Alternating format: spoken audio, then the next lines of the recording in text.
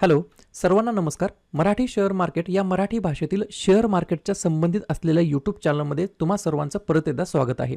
नवीन असताल चॅनलला सबस्क्राईब नसेल केलं तर चॅनलला अवश्य सबस्क्राईब करून घेऊ शकता.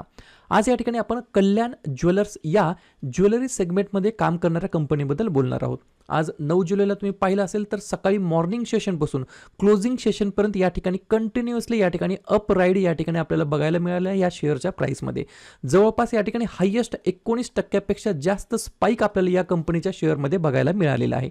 लक्षात घ्या, मी तुम्हाला आज खूप चांगली गोष्ट किंवा एक चांगली कन्सेप्ट शिकवणार आहे.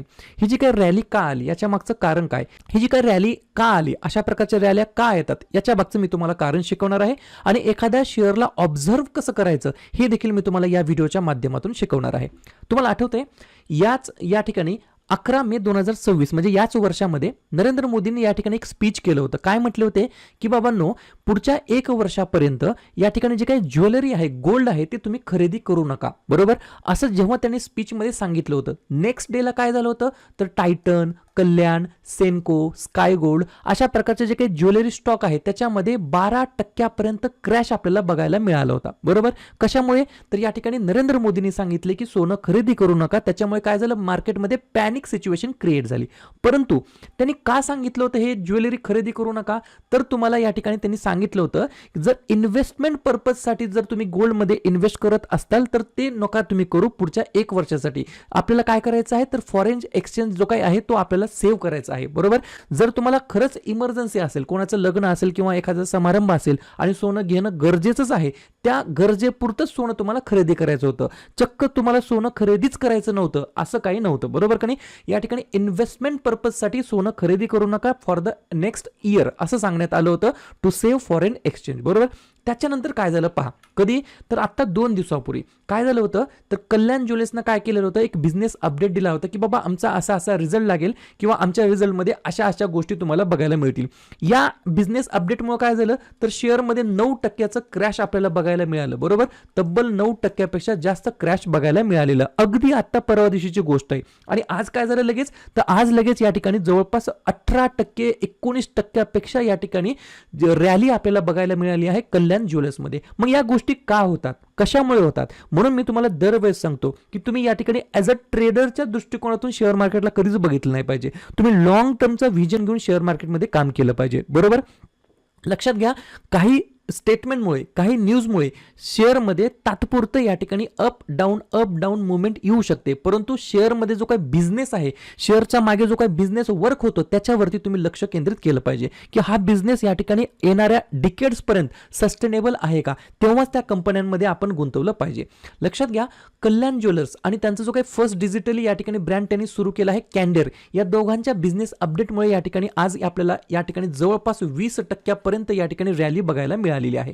लक्षात घ्या, कॅन्डेर हा जो काही त्यांचा या ठिकाणी डिजिटल फर्स्ट ज्वेलरी प्लॅटफॉर्म आहे, त्यानं काय केलेलं आहे, इंटरनॅशनल लेवलवरती या ठिकाणी 112% ग्रोथ इयर ऑन इयर या ठिकाणी दाखवलेली आहे. बरोबर, त्याच्यानंतर कल्याण ज्वेलरनं काय केलेलं आहे तर 12 कल्याणचे शोरूम या ठिकाणी नवीन ओपन केलेले आहेत आणि 5 या ठिकाणी कॅन्डेरेचे शोरूम या ठिकाणी ओपन केले आहेत, आउटलेट्स ओपन केले आहेत इंडियाच्या बाहेरमध्ये. या गोष्टी तुम्हाला लक्षात ठेवायच्या. आणि त्यांनी एक मोहीम सुद्धा सुरू केली होती, शाईन विथ इंडिया. बरोबर, आता या ठिकाणी कल्याण ज्वेलर्स या ठिकाणी मी तुम्हाला आत्ताच सांगितलं, पहा आता त्यांची टोटल शोरूम झाले आहेत ते across India and international market हे किती झाले तर 524 झालेत. त्याच्यामध्ये 324 भारतामध्ये आहेत.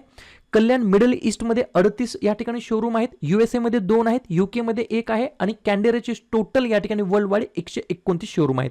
याच्यामुळे आपल्याला काय लक्षात येतं की हा जो काही बिझनेस आहे हा सस्टेनेबल बिझनेस आहे, ज्वेलरी बिझनेस आहे. याच्यामध्ये लोक या ठिकाणी पारंपरिकदृष्ट्या गुंतवणूक करत आलेच आहेत, परंतु या ठिकाणी अपकमिंग इयर्समध्ये, अपकमिंग डिकेड्समध्ये सुद्धा या ठिकाणी जे काही ज्वेलरीमध्ये आहे गुंतवणूक करणार आहेत लोक या ठिकाणी. बरोबर, त्याच्यानंतर अजून या ठिकाणी अपकमिंग जे काही या ठिकाणी फेस्टिवल सीझन आहे, पाडवा आहे, दिवाळी आहे, दसरा आहे, अशा प्रकारचे सीझन्स असतात, तेव्हा या ठिकाणी या शेअर्समध्ये आपल्याला बिझनेस बघायला मिळत असतो. बरोबर, त्याच्यानंतर वेडिंग सीझन सुद्धा आहेत अक्रॉस द कंट्री. त्याच्यामुळे या ठिकाणी शेअरमध्ये किंवा या बिझनेसमध्ये सस्टेनेबिलिटी आपल्याला कायम बघायला मिळणार आहे. या ठिकाणी जे काही ब्रोकरेज फर्म आहेत त्यांनी सुद्धा याच्यामध्ये काही टार्गेट दिले आहेत. जसं की सिटी ग्रुपने काय टार्गेट दिलं आहे तर बाय रेटिंगची टार्गेट दिलेलं आहे, टार्गेट प्राइस ऑफ 750. बरोबर, त्याच्यानंतर मोतीलाल ओसवालने सुद्धा काय केलेलं आहे, मेंटेन्स अँड अग्रेसिव्ह टार्गेट 675 रुपयाचं टार्गेट दिलेलं आहे. परंतु आपल्याला या चॅनलच्या माध्यमातून कसल्याच प्रकारचं या ठिकाणी बाय किंवा सेलचं रिकमेंडेशन नाहीये, नॉट अन इन्व्हेस्टमेंट ॲडवाइस. हा एज्युकेशन कंटेंट आहे, एज्युकेशन पर्पजसाठी तुम्हाला घ्यायचा आहे. मी सेबी रजिस्टर्ड नाहीये, मी फक्त बिझनेस ॲनालिसिस करत असतो, बरोबर. त्याच्यामुळे तुम्हाला आज जी काही शेअरमध्ये रॅली आहे ही मी तुम्हाला सांगत आहे. आज जर बघितलं तुम्ही मागच्या 1 वर्षामध्ये 24% या ठिकाणी आपल्याला डिक्लाइन बघायला मिळत आहे. म्हणजे अजूनही या ठिकाणी शेअर 24% या ठिकाणी डाऊन मिळत आहे फॉर द 1 इयर प्रिव्हियस, बरोबर. परंतु जर तुम्ही टेक्निकल बघितलं तर ही जी काही ट्रेंड लाईन या ठिकाणी कंटिन्युअसली या ठिकाणी वर्क करत होती ती आज या ठिकाणी कुठेतरी ब्रेक झाली आहे. ही तुम्हाला टेक्निकल दृष्ट्या गोष्ट तुम्हाला लक्षात ठेवायची आहे. 7 तारखेला अशा प्रकारची न्यूज होती की बाबा Kalyan jewellers post 38% year on year revenue growth, बरोबर. आणि 112% जंप आहे कॅन्डेर सबसिडीमध्ये. त्यांचे एक या ठिकाणी डिजिटल ब्रँड आहे, त्याच्यामध्ये 112% जंप त्यांना बघायला मिळाली. तरी सुद्धा या ठिकाणी क्रॅश झाला होता या ठिकाणी 8-9% जास्त 7 तारखेला. आज काय झालं, परत या ठिकाणी जंप होऊन 8 ते 9% रिवाईज झालेला आहे. या ठिकाणी ह्याच्या मागचं कारण काय पहा. जे काही कंपनीने या ठिकाणी पोस्ट केलेलं आहे ही चांगली गोष्ट आहे. एखाद्या कंपनीने जे काही या ठिकाणी रिपोस्ट करत असतात गोष्टी, त्या चांगल्या गोष्टी, त्या कशा घ्यायच्या हे आपल्यावर डिपेंडेंट आहेत, बरोबर. जर रेव्हेन्यू बघितलं तर 38% इयर ऑन इयर ग्रोथ आहे. सेगमेंट वाईज रेव्हेन्यू बघितला इंटरनॅशनलचा तर 35% जे काही बाहेर देशामध्ये यांचा बिझनेस आहे त्याच्यामध्ये वाढ आहे. यांनी एक डिजिटल फर्स्ट ब्रँड नावाचा या ठिकाणी सुरू केला आहे कॅन्डेरे, त्याच्यामध्ये अक्षरशः 100% जास्त इयर ऑन इयर ग्रोथ झालेली आहे. जर या ठिकाणी या क्वार्टरमध्ये बघितलं तर 17 नवीन या ठिकाणी स्टोर ओपन केलेले आहेत. म्हणजे याच्यावर काय लक्षात येत आहे, ऑलरेडी कंपनीचा रेव्हेन्यू, सेगमेंट रेव्हेन्यू, नवीन या ठिकाणी ब्रँड तयार करत आहेत, नवीन स्टोर ओपन करत आहेत. याचा अर्थ इनडायरेक्टली कुठं ना कुठं कंपनी या ठिकाणी कॅपेक्स करत आहे, ग्रोथ होणार आहे भविष्यामध्ये. सध्याच्या या ठिकाणी ग्लोबल या ठिकाणी इकॉनॉमिक टेन्शनमुळे काय होतं तर या ठिकाणी शेअर क्रॅश होत असतात. या ठिकाणी कल्याण ज्वेलर्सचं जे काय आपण फंडामेंटल पाहिलं तर साधी गोष्ट आहे, 38,000 कोटीचं मार्केट कॅप आहे. स्टॉकचा पी जर बघितला 3 वर्षाचा 69, 5 वर्षाचा 46 आणि 10 वर्षाचा 45. त्याच्या कंपेरेटिव्हली सध्या 28चा पी आहे, म्हणजे लोअर साईडला आहे, खूप एक्सपेन्सिव्ह नाहीये. ROE आणि ROCE बघितलं तर डबल डिजिट आहे. फेस व्हॅल्यू 10 आहे. डिव्हिडंड कंपनी देते. इंडस्ट्री पी या ठिकाणी 17 आहे, त्याच्यापेक्षा थोडंसं हायर साईडला ट्रेड करत आहे, ही मात्र गोष्ट आहे. याला अगेन्स्ट कोण आहे कॉम्पिटिटर तर टायटन आहे. डेट बघितलं तर 6,000 कोटीचा आहे, अगेन्स्ट या ठिकाणी रिझर्व्ह आहेत 5,000 कोटीचे. म्हणजेच या ठिकाणी लक्षात घ्या रिझर्व्हपेक्षा डेट थोडं कंपनीकडे जास्त आहे, बरोबर. 14% FI होल्ड करतं, DI 14% करतं, तर कंपनीकडे या ठिकाणी पब्लिकचे जे काही शेअर होल्डिंग आहे ती किती आहे तर 8% आहे, म्हणजे कमी आहे, निग्लिजिबल आहे. PE रेशो बघितला तर तो सुद्धा 1च्या खाली आहे. म्हणजे थोडंसं आपण या टेक्निकल पॅरामीटरनुसार आपण हे लक्षात घेऊ शकतो कंपनी थोडीशी या ठिकाणी लेस एक्सपेन्सिव्ह आहे, ठीक आहे. या ठिकाणी जर कंपॅरिझन जर केलं तर याच्या मोठ्या प्लेअर सोबत, तर मोठा प्लेअर 1 नंबरला आहे टायटन. त्याचं मार्केट कॅप जवळपास 4 लाख कोटीचं आहे आणि त्याच्या 10 पट कमी आहे, जवळपास 45,000 कोटीचं मार्केट कॅप कल्याण ज्वेलर्सचं.